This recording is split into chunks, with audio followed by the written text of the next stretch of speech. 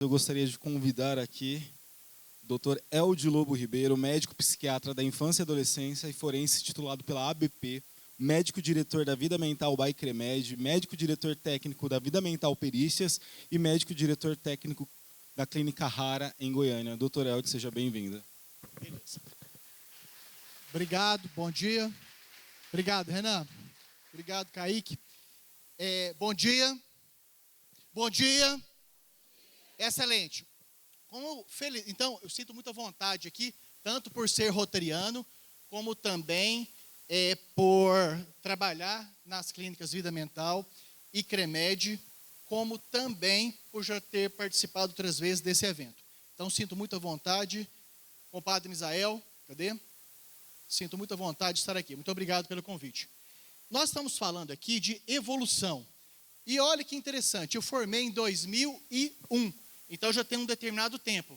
Naquela época, eu suava a camisa para convencer mulheres a fazerem prevenção do câncer de mama e do câncer de colo do útero. Até porque eu trabalhei 2 anos na rede primária de atenção à saúde. Eu suava a camisa para dizer que aquilo não era desrespeitoso, que era importante. E as mulheres, como sempre, elas avançam muito mais rápido do que nós homens. E, hoje em dia, praticamente todas as mulheres fazem prevenção primária, ou seja, elas antecipam a existência do câncer de mama e o câncer de colo do útero. Como nós temos uma plateia aqui predominantemente feminina, levante a mão aqui a mulher que não faz prevenção de câncer de mama e de colo do útero. Uma. Então, duas em aproximadamente 180. Conclusão. Então, houve uma evolução, houve um aumento. Depois, eu suava muito mais a camisa, mas muito mais, para convencer os homens a fazer exame de próstata. Mas suava muito mais a camisa, para convencer um homem a fazer exame de próstata. Aí, não sei se os mais jovens se lembram, mas tinha um apresentador chamado Rafinha Bastos. Vocês se lembram? Um dia ele fez uma reportagem enquanto ele fazia o exame de próstata. E muitos de nós homens achamos, nossa, pela cara que ele fez é interessante. E aí aumentou também o número de homens fazendo exame para a prevenção do câncer de próstata. Agora, por que eu estou falando de tudo isso? Nós temos um constrangimento muito grande. Então, as mulheres que resistiam a fazer exame preventivo para câncer de mama e de colo do útero, felizmente, agora são altamente aderentes. Os homens que resistiam a fazer prevenção de câncer de próstata, também agora, nós custamos esperar chegar a 40 anos para a gente começar a fazer. Mas custamos. E o Rafinha Bastos, que nos mostrou que aquilo é bastante prazeroso. Agora, nós estamos num determinado momento em que os nossos filhos aprontam. Cadê o Hanan? Hanan, chega aqui, por favor. Então, eu tenho filhos e crianças e adolescentes que eu considero como filho. Então, o Hanan não é meu filho, mas eu considero como filho. Então, ele vai vir aqui acompanhar comigo. Então, parece comigo? Não parece comigo, ok, não tem problema. Não, você vai ficar aqui comigo. Então, nós falamos das mulheres que evoluíram, falamos dos homens que evoluíram, e agora nós temos filhos e quem consideramos como filhos. Fique à vontade, Hanan. E daí, os nossos filhos aprontam, sofrem, relatam, queixam. Eu não estou falando de queixa de aumento de mesada, não estou falando de queixas outras, mas várias das nossas queixas que os nossos filhos, e daqueles que consideramos como filhos, e dos nossos pacientes, eles queixam e nós falamos o quê? Deixa isso para lá, isso não é nada. E na verdade, hoje, senhor Misael, é um marco importante, doutor Hernan, doutor Danilo, doutor Rafael, é muito importante nós mudarmos esse conceito. Por quê? Porque criança e adolescente sofre, e sofre muito. E cabe a nós identificar esse sofrimento e já estabelecermos o quê? O tratamento o mais breve possível. Qual que é a ideia que eu quero passar? Que bom que agora as mulheres fazem prevenção do câncer de mama, que por uma lesão mínima, imediatamente tratada, essa mulher vai viver. E logo nós vamos ter mais coisas para ouvir. Que bom que os homens fazem prevenção do câncer de próstata de maneira bem precoce. Por quê?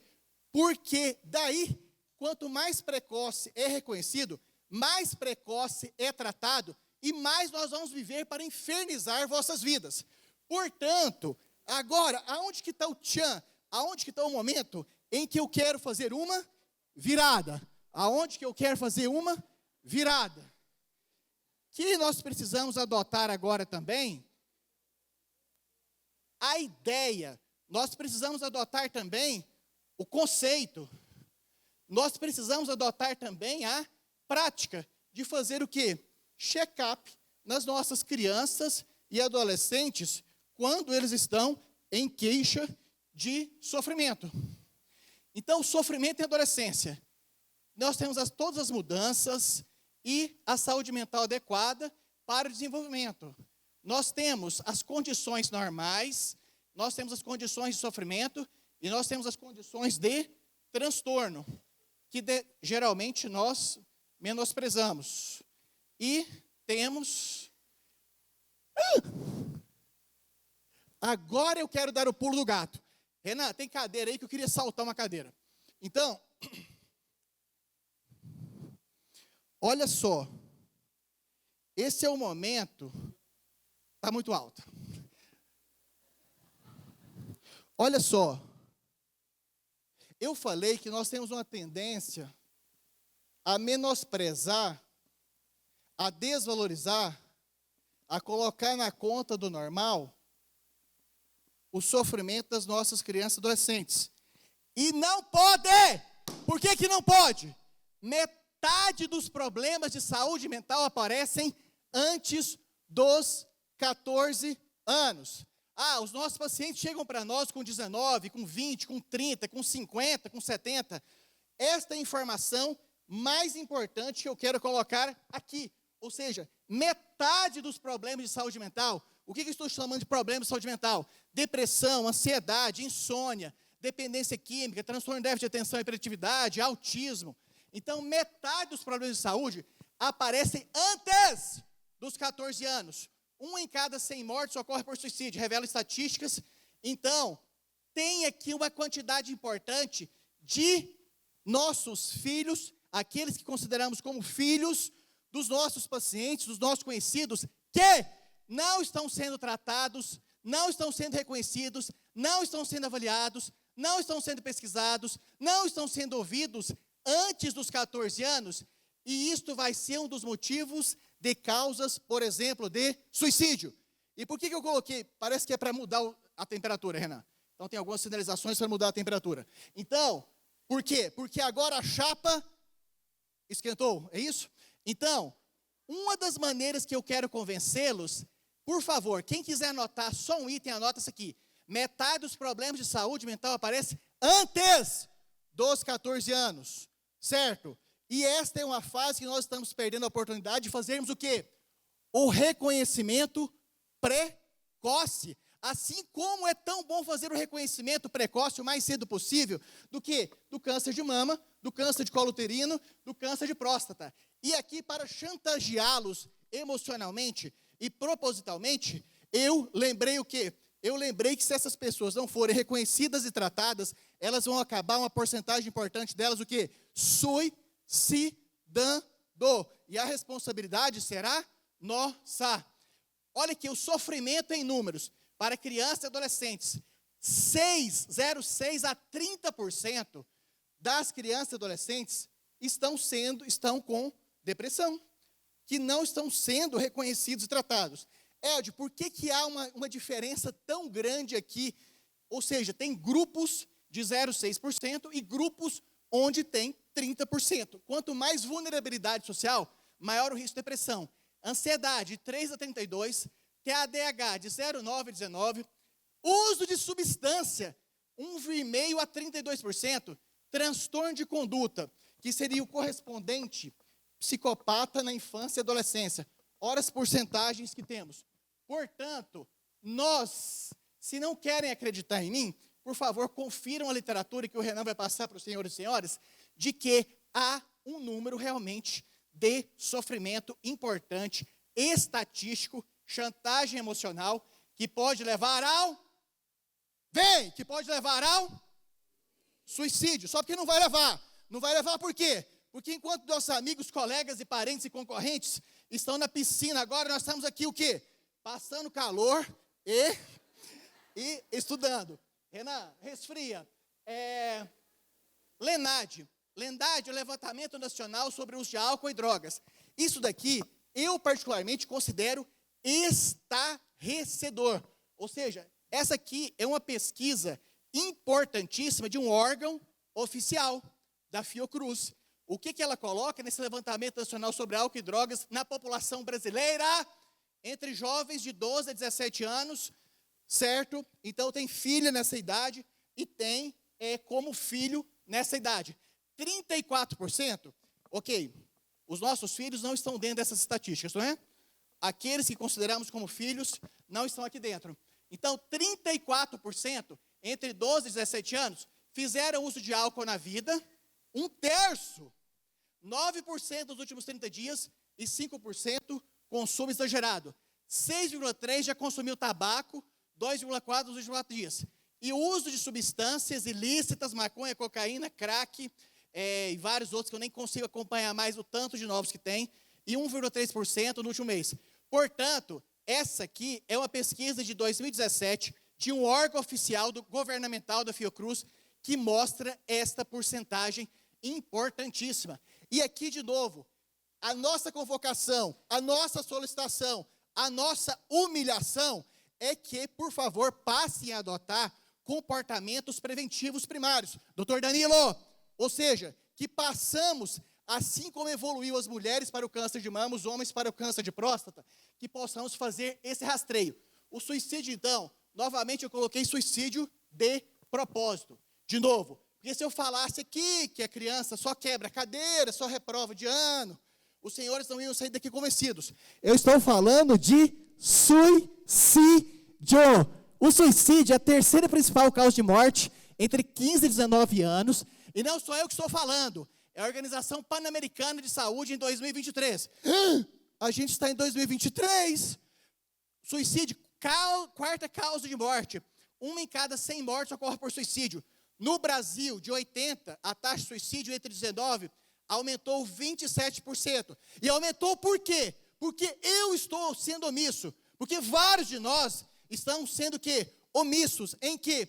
Em valorizar as queixas, os relatos, os sofrimentos das nossas crianças e adolescentes, colocando na conta que é por causa da idade. E não é.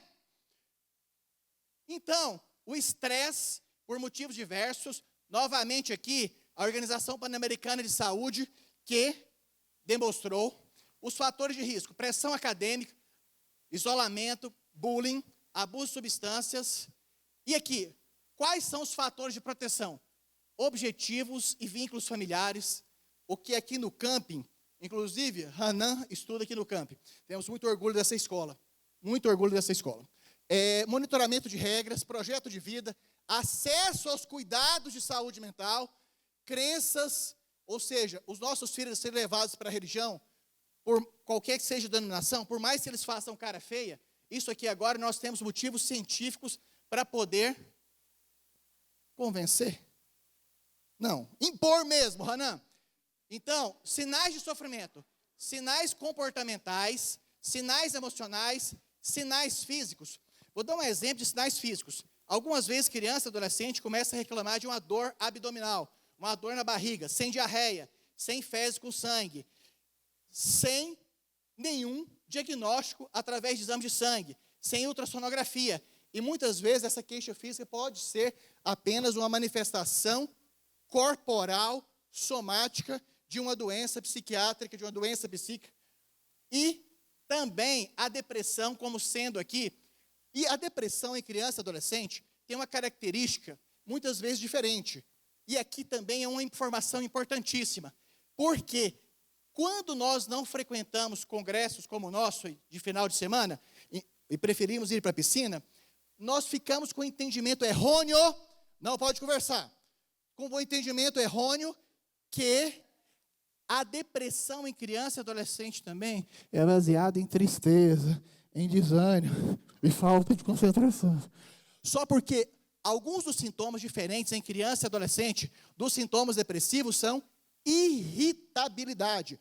Ou seja, existem situações em que rapazes parecidos com o Hanan, mas não o Hanan, existem situações em que os nossos filhos e filhas adolescentes, nossos pacientes, estão muito irritados e nós colocamos na conta da falta de educação. Então, não, irritabilidade, intolerância e até agressividade é uma das manifestações psíquicas doentias da depressão em crianças e adolescentes.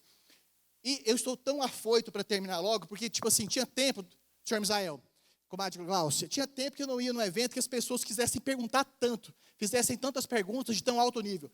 Então, eu quero apertar aqui nas explicações, até porque se eu os convenci de fazerem prevenção primária, check-up de crianças e adolescentes para as temáticas psíquicas. Eu estou feliz, porque senão vai acontecer? Vai acontecer? E a culpa será? Ok. Certo, suicídio. Elde, para de falar de suicídio. Não parou! Porque essa é a maneira que eu encontrei de que saiam daqui com peso de consciência, que saiam daqui com responsabilidade, que saiam daqui aplicando esse conhecimento na prática. Ou seja, de rastrear, de buscar, de verificar a presença de doença mental. Então, checar. Outra coisa, é chegar. Então, tem uma questão cultural totalmente errada. Marcelinho, qual que é o entendimento errado? Criança e adolescente, quando fala em morte, se falou é porque não quer. Se falou é porque não vai fazer. Por favor, quem falou aqui de... Doutor Hernan falou assim que nunca viu o demônio incorporado em alguém. Eu já vi algumas vezes, ok? Inclusive, tem diagnóstico para isso, que é o transtorno de transe e possessão. Então, tire da cabeça essa ideia que criança e adolescente que dizem e falam sobre suicídio que não vão fazê-lo. Muito pelo contrário. Ou seja, crianças e adolescentes que relatam sobre esse assunto, elas estão mais vulneráveis a efetivá-lo. E quando tenta uma vez, a tendência é que da outra vez, se não for tratado, que seja mais intenso. E, muito importantemente, uma quantidade chegando à morte. Então, você se sente triste, você se sente ninguém, investigar se existe um plano elaborado, buscar avaliação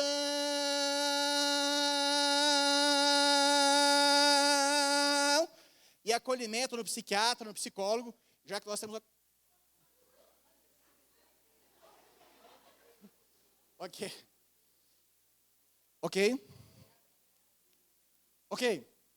Então, as possibilidades de tratamento.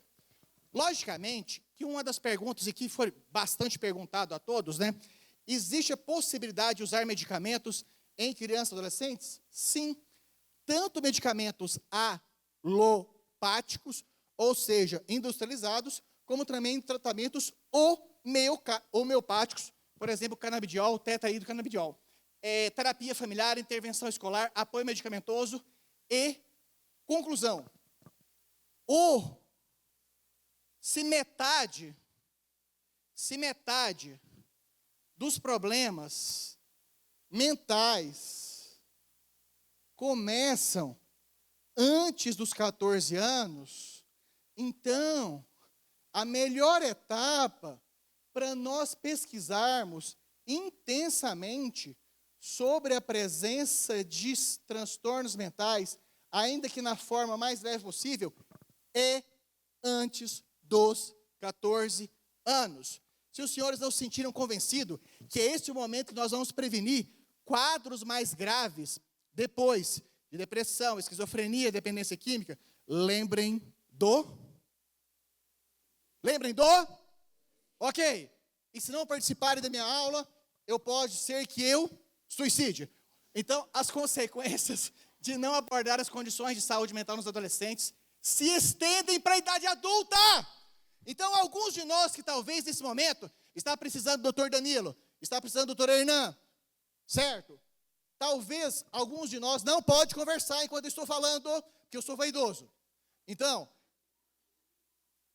muitos desses problemas se estendem à idade adulta porque não foram reconhecidos prematuramente, não foram reconhecidos precocemente, não foram reconhecidos antes dos 14 anos. A promoção da saúde mental e a prevenção dos transtornos são fundamentais para ajudar adolescentes a prosperar. Novamente, essa não é uma frase minha, Ariane, essa é uma frase da OPAS, Organização Pan-Americana de Saúde, que é um órgão que fala de saúde em todas as esferas nas Américas.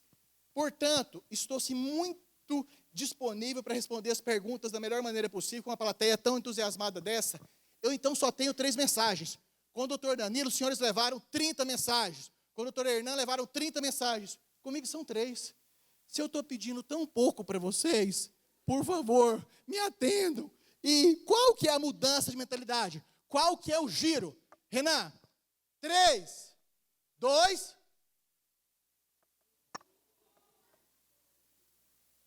Renan, eu vou dar um giro, e é um giro de 360. Esse giro vai significar o quê? Comadre Láucia, esse giro vai significar o quê? Vai significar que a partir de hoje nós teremos aqui uma legião de quase 300 de profissionais, professores da saúde, da gestão. Nós temos aqui, então, 300 de profissionais que vão estar multiplicando isso. Ou seja, que assim como a prevenção de câncer de mama e de próstata, assim como, quanto mais precoce, melhor, a prevenção e o rastreio aqui também vai ser cada vez melhor. Então, vamos fazer um momento simbólico. Eu vou dar um giro de 360, Marcelinho. Você quer fazer também, Marcelinho?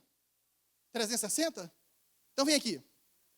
Então, esse é um momento histórico da medicina e da indústria farmacêutica, em que vai ter um giro de 360. 3, 2...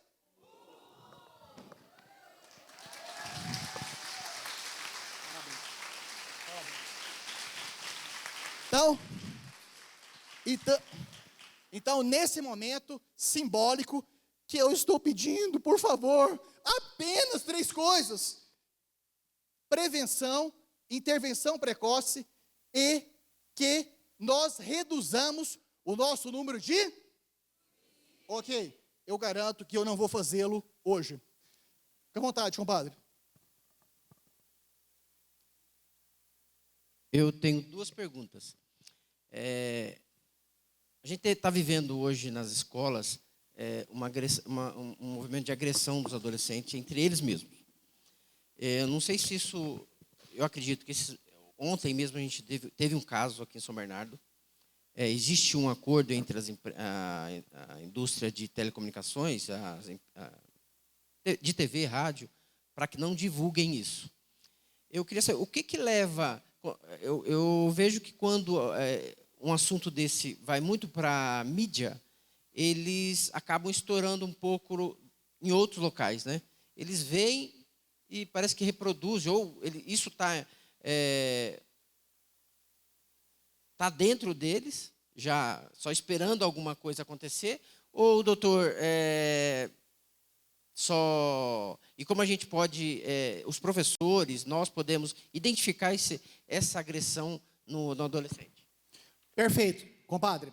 Então, primeiro, esta questão que os meios de comunicação, desde aquele ataque que aconteceu ali em Santa Catarina, em que uma escola foi invadida.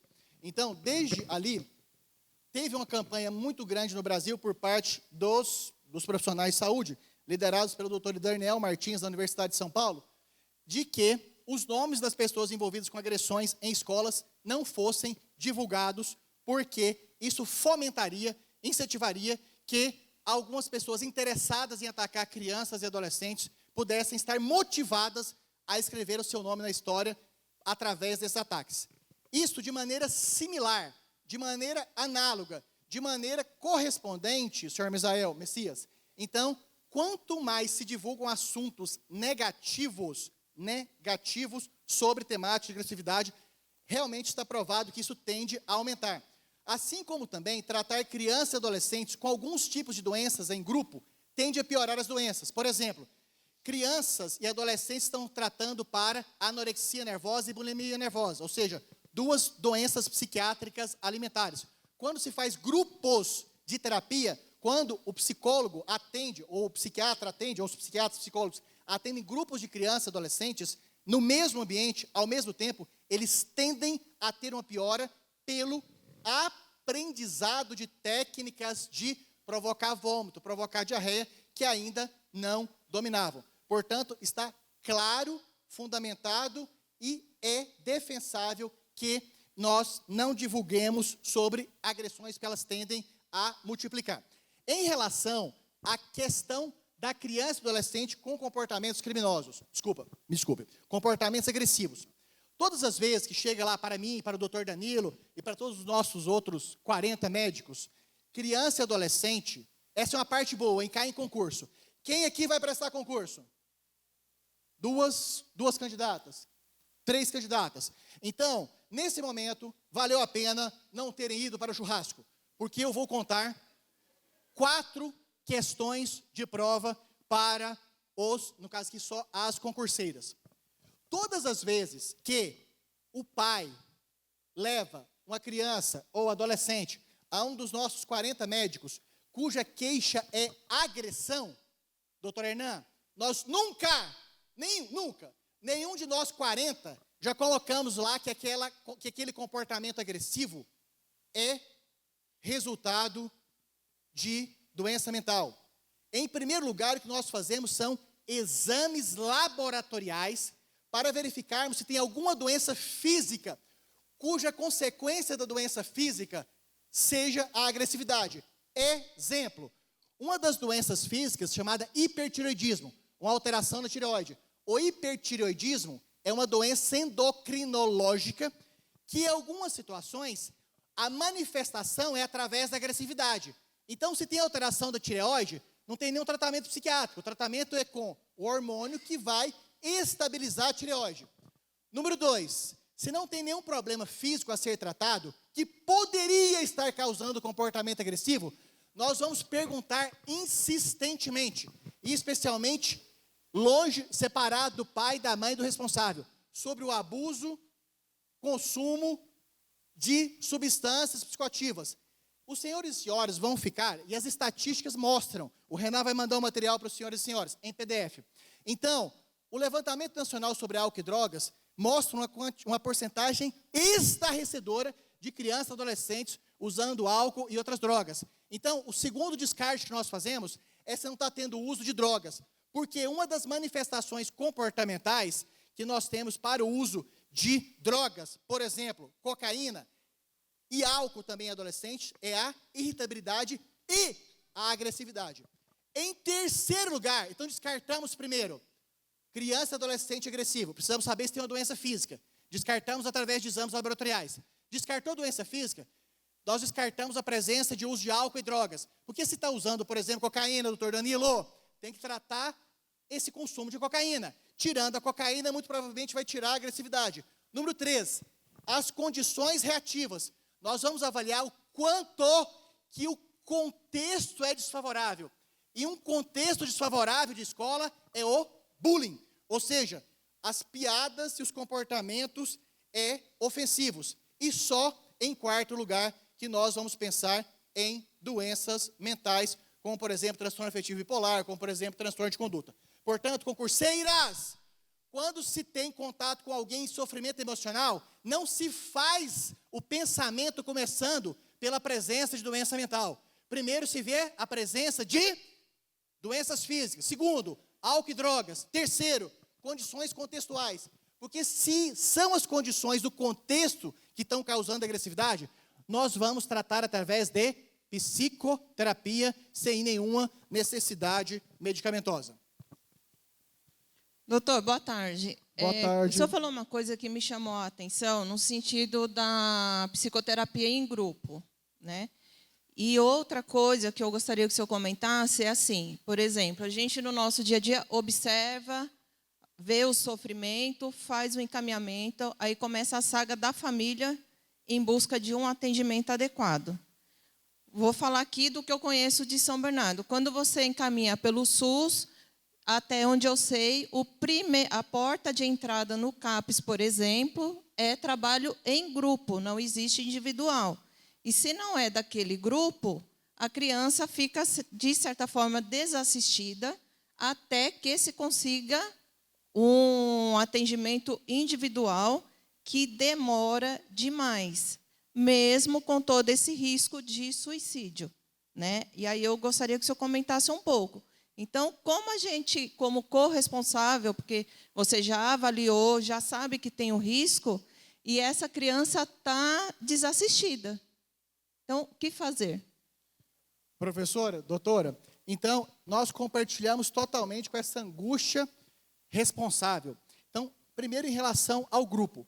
O tratamento de psicoterapia em grupo, ele é importantíssimo, especialmente no sistema público, porque ele é altamente econômico, ou seja, em uma única hora, 1 ou 2 profissionais da psicoterapia podem atender, por exemplo, 30 pessoas. Então, a psicoterapia ela é absolutamente importante, imprescindível para a maioria dos sofrimentos, adoecimentos e necessidades de crianças e adolescentes. Apenas para crianças e adolescentes com transtornos alimentares, anorexia nervosa, bulimia nervosa, que não está recomendada ou até descartada.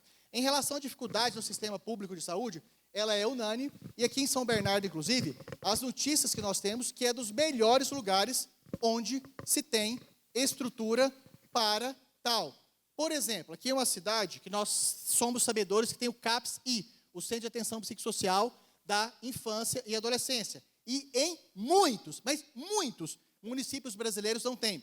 Aqui em São Bernardo tem uma rede de assistência à saúde privada e de convênios bastante ampla, como, por exemplo, aqui nas Costas. É Costas? Aqui é Costas? Não sei. Aqui, né? Se nós sairmos aqui em linha reta, imagine eu, atravessei a parede, atravessei outra parede, passei acidentando a Ariane e o Marcos. Então, a 200 metros daqui, nós temos um hospital que tem ambulatório de infância e adolescência. Se nós formos lá na Rua Banda, por que a Rua Banda chama Rua Banda? Porque lá tem muitos estúdios de música, muitos cantores. Então, lá na Rua Banda, nós temos, por exemplo, a CREMED.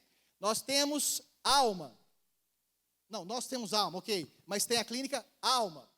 Nós temos Alma e tem a clínica Alma. Nós temos a clínica Sinapse.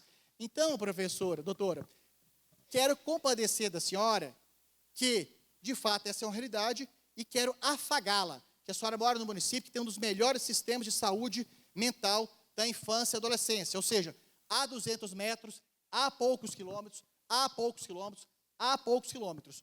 Dessa maneira, e aí nós entramos num assunto triste. Só tem uma maneira de dar celeridade nesses atendimentos, que é bater na porta de alguém. Que porta que nós vamos bater? Ei, ei, ei, quem está aí? Eu estou procurando quem? Ei, ei, por favor. Eu estou procurando quem? Ministério Público. Portanto, eu não conheço ainda, professora, nenhum caminho mais rápido de que um encaminhamento tenha um destino e um atendimento, quer seja no particular, no plano de saúde, particular geralmente não é problema, no plano de saúde e no sistema público de saúde, a não ser através... Ei, ei, ei, eu quero falar com o promotor. Ei, ei, eu quero falar com o... Com quem eu quero falar? Ei, ei. Então, o promotor é o caminho que eu conheço, o promotor mais rápido que tem para resolver essa demanda.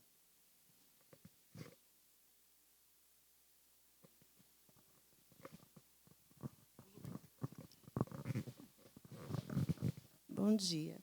Eu já participei de algumas lives e o assunto em relação aos adolescentes, às crianças com agressividade, e citou alguns jogos que hoje tem de videogame. Eu queria saber a opinião do doutor em relação a isso. Aos jogos que hoje estão mais agressivos e os adolescentes e as crianças estão jogando, com realmente, de fato, se isso interfere na personalidade, nessa questão de agressividade, suicídio e o que vem acontecendo. Pergunta excelente.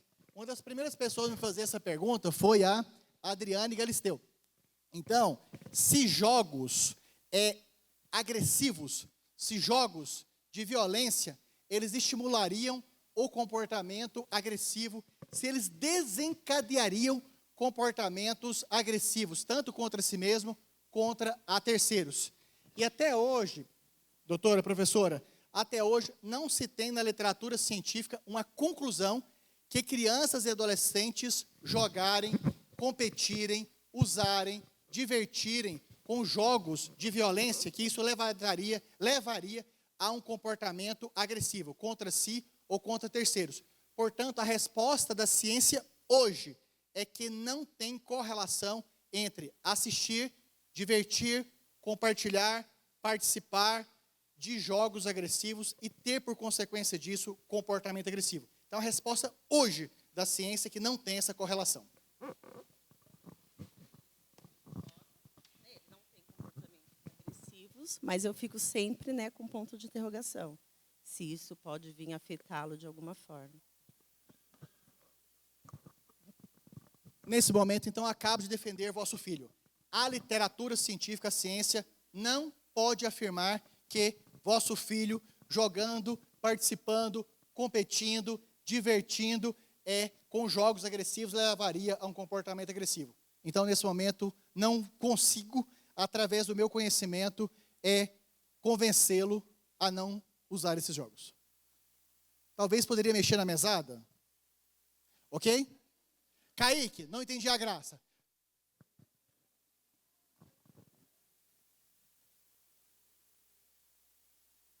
Não ainda. Agora sim.